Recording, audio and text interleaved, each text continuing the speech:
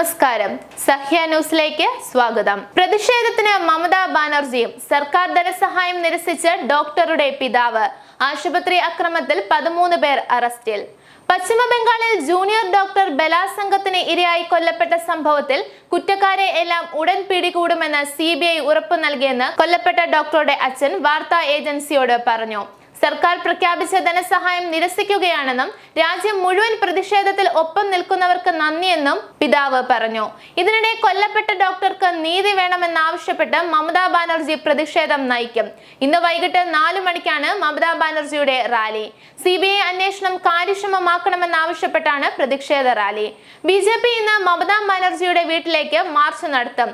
കൊൽക്കത്തയിൽ CPM ഇന്ന് പ്രഖ്യാപിച്ച 12 മണിക്കൂർ ബന്ദ് തുടരുകയാണ്.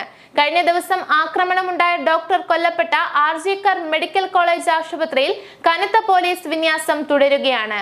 ആർജിക്കർ ആശുപത്രിയിലെ ആക്രമണവുമായി ബന്ധപ്പെട്ട് 19 പേർ അറസ്റ്റിലായെന്ന് കൊൽക്കത്ത പോലീസ് അറിയിച്ചു. 5 പേരെ തിരിച്ചറിഞ്ഞത് അക്രമത്തിന്റെ ദൃശ്യങ്ങളിലൂടെയാണെന്നും പോലീസ് പറഞ്ഞു. പ്രതികളുടെ ചിത്രവും പോലീസ് പുറത്തുവിട്ടു. അതേസമയം ഡോക്ടറുടെ കൊലപാതകത്തിൽ രാജ്യവ്യാപകമായുള്ള പ്രതിഷേധം തുടരുകയാണ്.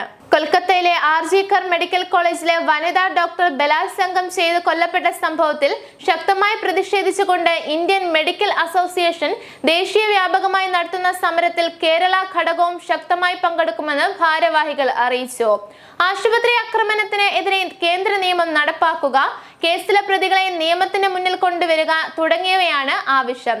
സമരത്തിൽ IMAയോടൊപ്പം കേരളത്തിലെ വിവിധ ഡോക്ടർമാരുടെ സംഘടനയും പിന്തുണ പ്രഖ്യാപിച്ചു. കേരളത്തിൽ ഉൾപ്പെടെ സർക്കാർ മെഡിക്കൽ കോളേജുകളിൽ PG ഡോക്ടർമാർ ഉൾപ്പെടെ OPയും വാർഡ് ഡ്യൂട്ടിയും ബഹിഷ്കരിച്ചുകൊണ്ട് സമരം തുടരുകയാണ്.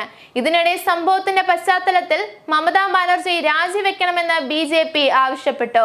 ജൂനിയർ ഡോക്ടർ കൊല്ലപ്പെട്ടതിന് പിന്നാലെ ബംഗാളിൽ വിവിധ ഇടങ്ങളിൽ 3 പെൺകുട്ടികൾ കൂടി കൊല്ലപ്പെട്ടുവെന്ന് അമിത് മാളവിയ ആരോപിച്ചു. ബംഗാൾ സ്ത്രീകൾക്ക് സുരക്ഷിതമല്ലാതായെന്നും കൊൽക്കത്ത പോലീസ് ട്വീറ്റുകൾ നീക്കം ചെയ്യാൻ ആവശ്യപ്പെട്ട് ഭീഷണി കത്ത് അയക്കുന്നുവെന്ന് അമിത് മാളവിയ ആരോപിച്ചു.